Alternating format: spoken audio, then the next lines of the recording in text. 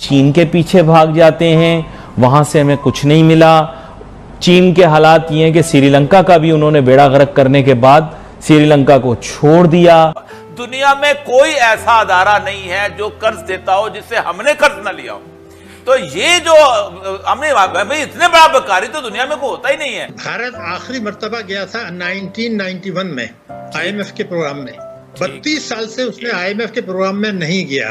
पाकिस्तान ने जितनी tax amnesty दी है वो किसी मुल्क ने नहीं दी।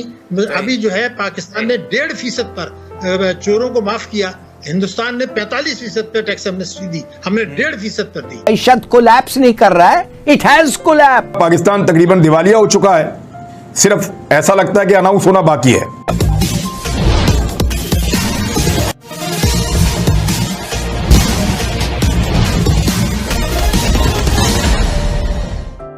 ऐसा कोई देश या अंतर्राष्ट्रीय संस्था नहीं है जिससे पाकिस्तान ने कर्ज नहीं लिया है। जी हां, यह कहना है पाकिस्तान की मीडिया का।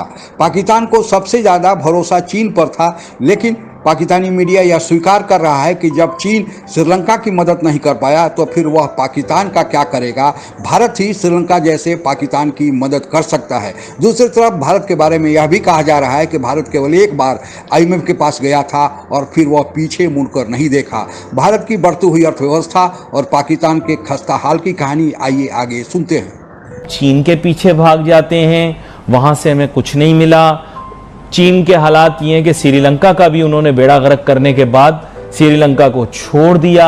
उसके बाद अगर दूसरी जानिब देखें तो हम व्लादिमीर पुतिन के पास पहुंच गए, तो वहां भी हम जाकर गए, हमें कोई टका नहीं मिला और अब हम वेस्ट के साथ निगोशिएट करने पर दोबारा से मजबूर हो गए। हमारे पास कोई रास्ता नहीं है क्योंकि हम खुदकशी कर चुके हैं। मैं आपको बता दूं, दुनिया में कोई ऐसा अदारा नहीं है जो कर्ज देता हो जिससे हमने कर्ज न लिया हो। तो ये जो हमने भाई इतने बड़ा बकारी तो दुनिया में कोई होता ही नहीं है। देखिए मोहतरम, मैं पहले आपको ये बताऊं कि भारत आखिरी मर्तबा गया था 1991 में IMF के प्रोग्राम में। 32 साल से उसने IMF के प्रोग्राम में नहीं गया। हमारा बांग्लादेश जो है वो 2011 के बाद से IMF के प्रोग्राम में नहीं गया। और जैसे अभी आपने फरमाया कि 1958 से अब तक हमने 22 प्रोग्राम किए हैं 64 साल में। हर 3 साल में एक प्रोग्राम हम करते हैं। 1993 से अब तक 7 प्रोग्राम हुए हैं। तो आखिर हमें क्या मुसीबत पड़ी है, इन मुल्कों को क्यों नहीं पड़ी? तो ये जो अमेरिका का मकसद है अब आजकल न्यू ग्रेड गेम के तहत पाकिस्तान को गैर मुस्तहकम करना, पाकिस्तान की मईशत को कमजोर रखना, ये तमाम मकासद हैं। और हमारी हुकूमतें और हुक्मरान कॉन्शियसली और अनकॉन्शियसली उसमें मुआवनत करती रही हैं। इस बात के दस्तावेजी सबूत मौजूद। पाकिस्तान ने जितनी टैक्स एमनेस्टी दी है वो किसी मुल्क ने नहीं दी। अभी जो है पाकिस्तान ने 1.5% पर चोरों को माफ किया, हिंदुस्तान ने 45% पे टैक्स एमनेस्टी दी, हमने 1.5% पर दी। कि खतरे की घंटी बज गई है पाकिस्तान के लिए। पाकिस्तान तकरीबन दिवालिया हो चुका है, सिर्फ ऐसा लगता है कि अनाउंस होना बाकी है। कि खतरे की घंटी बज गई है पाकिस्तान के लिए और ज़रे मुबादला के ज़खायर कम तरीन सतह पर पहुंच गए हैं। पाकिस्तान की मईशत डूब रही है, बहुत बुरी तरह डूब रही है। और इस वक्त ना हमारे पास पैसे हैं गंदम मंगवाने, ना हमारे पास पैसे हैं कि कपास को हम अपनी इंडस्ट्री के लिए इंपोर्ट करें। ये है ऐसा सिचुएशन। आप मुझे बताएं 200 रुपया हो गया डॉलर और आप पूछिए मईशत का हालत है। मैं आपको कहता हूं मईशत कोलैप्स नहीं कर रहा है, इट हैज कोलैप्स। इसलिए कि IMF ने कह दिया है उनको कि हमारे पास मत आओ। कुवैत 18 तारीख को अनऑफिशियल टॉक्स के लिए आओ मत, फैसला पहले करो, सब्सिडीज को खत्म करो, तेल की कीमत बढ़ाओ, पावर की कीमत बढ़ाओ, उससे तुम्हारी महंगाई 15 या 20% बढ़ती है, बढ़े।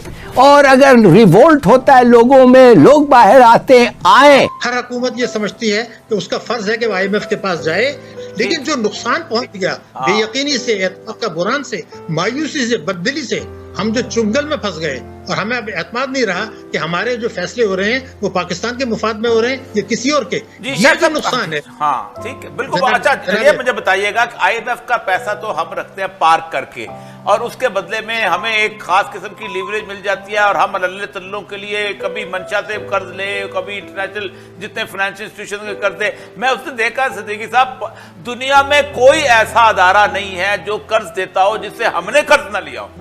तो ये जो हमने भाई इतने बड़ा बेकारी तो दुनिया में कोई होता ही नहीं है। तो ये बजाय इसके कि हम IMF का पैसा लेके हम कर्ज की तरफ जाते हैं, हम अपनी इकोनॉमी को क्यों ठीक नहीं करते, अपने एक्सपेंडिचर को कट टू द साइज क्यों नहीं करते? मोहतरम, अगर हम अपनी मईशत को ठीक करें तो मुल्की अशराफिया उसकी इजाजत हुक्मरानों को नहीं देती जिनकी मदद से वो इख्तियार में आते हैं। और एक बैरूनी अशराफिया भी है जिसमें इस्तेमारी ताकतें हैं। आपको पता है अमेरिका है, यूरोपियन यूनियन है, IMF है, वर्ल्ड बैंक है। वो अब एक ऐसी पॉलिसी बनाते हैं कि इख्तियार में आने के लिए हमें उनकी मदद चाहिए।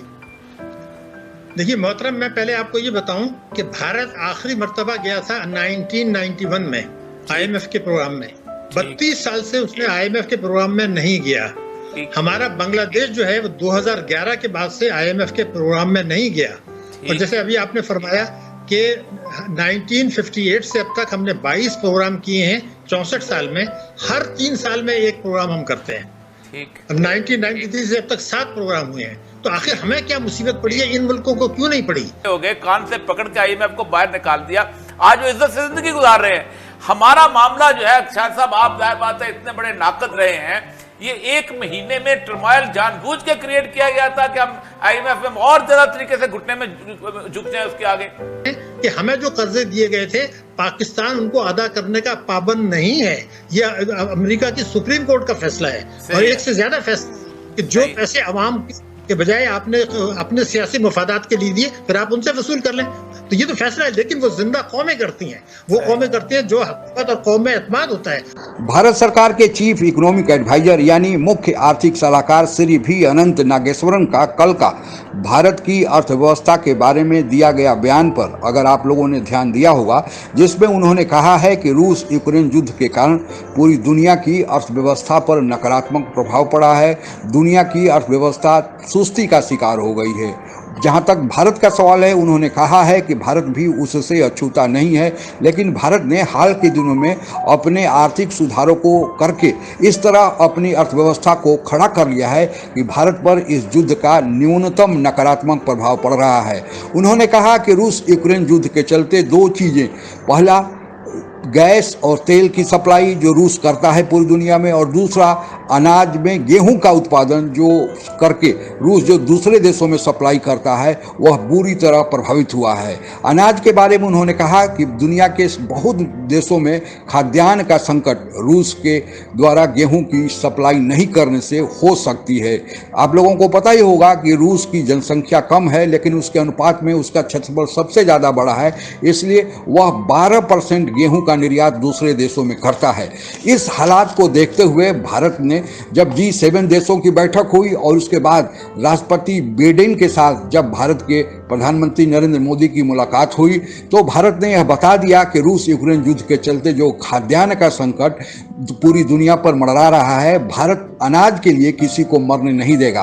आप लोगों को पता ही होगा कि इस साल भारत में गेहूं का रिकॉर्ड 122 मिलियन टन उत्पादन हुआ है, जो पिछले साल के अनुपात में 12 मिलियन टन ज़्यादा है।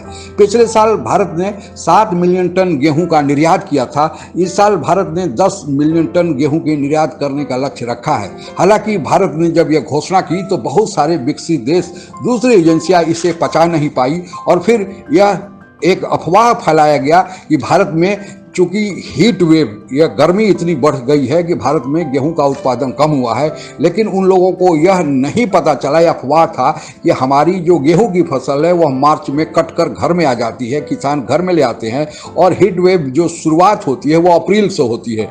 यह भारत के अंतर्राष्ट्रीय स्तर पर अफवाह का हिस्सा था कि भारत सरकार के भीतर से भी यहाँ के लोगों में भी मांग उठने लगी कि भारत सरकार निर्यात न करे, जबकि जो भी किसान आंदोलन में भाग लेने वाले किसान संस्थाएं थी जो भारत सरकार के खिलाफ थी, वे अब मांग कर रही थी कि भारत सरकार ज़्यादा से ज़्यादा गेहूं का निर्यात करे।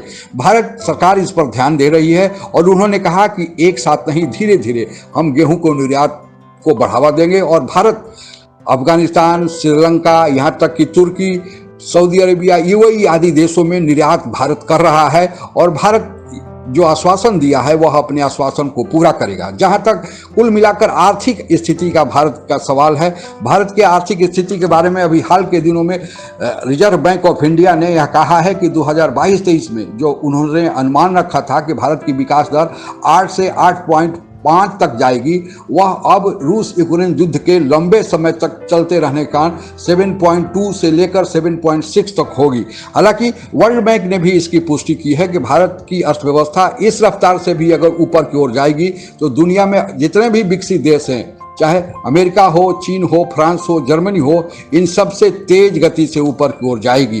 तो यह भारत के लिए एक बड़ी अच्छी बात है। हालांकि पाकिस्तानी मीडिया में जो चर्चा हो रही है कि आखिर क्या कारण है कि भारत पाकिस्तान दोनों एक साथ प्रगति के मार्ग में 1947 से चले, भारत आगे की ओर निकल गया और पाकिस्तान कर्जदार हो गया और कर्जदार ऐसा हो गया कि दुनिया में ऐसा कोई देश या वित्तीय संस्थाएं नहीं बची है जिससे पाकिस्तान ने कर्ज नहीं लिया। यह भी कहा जा रहा है कि भारत केवल एक बार 1990 में IMF के पास कर्ज के लिए गया था। उस समय हमारे देश में स्वर्गीय चंद्रशेखर की सरकार थी और IMF ने तो केवल शर्त ही नहीं रखा था बल्कि कहा था कि भारत सरकार को सोना गिरवी रखना होगा और उसे भारत में गिरवी रखने से ही भरोसा नहीं था। उन्होंने कहा कि यह सोना इंग्लैंड में ले जाकर वहां पर गिरवी रखना होगा।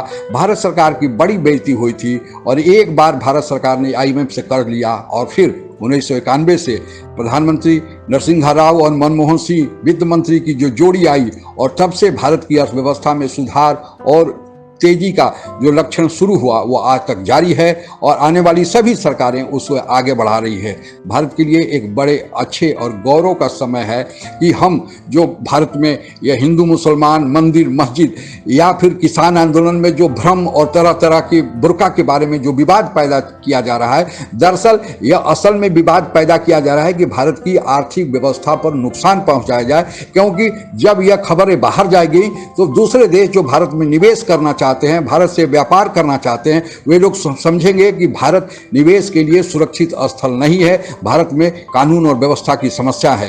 भारत सरकार इसको हटाकर आगे बढ़ रही है और यही कारण है कि भारत में जितने भी देश हैं, ऑस्ट्रेलिया हो, जापान हो, UK हो, UAE हो, सऊदी अरबिया हो, सभी भारत के साथ फ्री ट्रेड एग्रीमेंट कर रहे हैं, भारत के साथ द्विपक्षीय व्यापार करना चाह रहे हैं। भारत सरकार अब तक कामयाब रही है और दुश्मन जो अफवाह फैला रहे हैं, सामाजिक वैमनस्य का नारा दे रहे हैं, वे विफल रहे हैं और हम लोग अगर मिलकर रहेंगे तो ऐसे ही विफल करते रहेंगे। आज के लिए बस इतना ही। जय हिंद।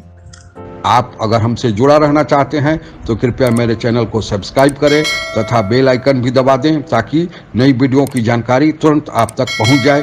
धन्यवाद। जय हिंद।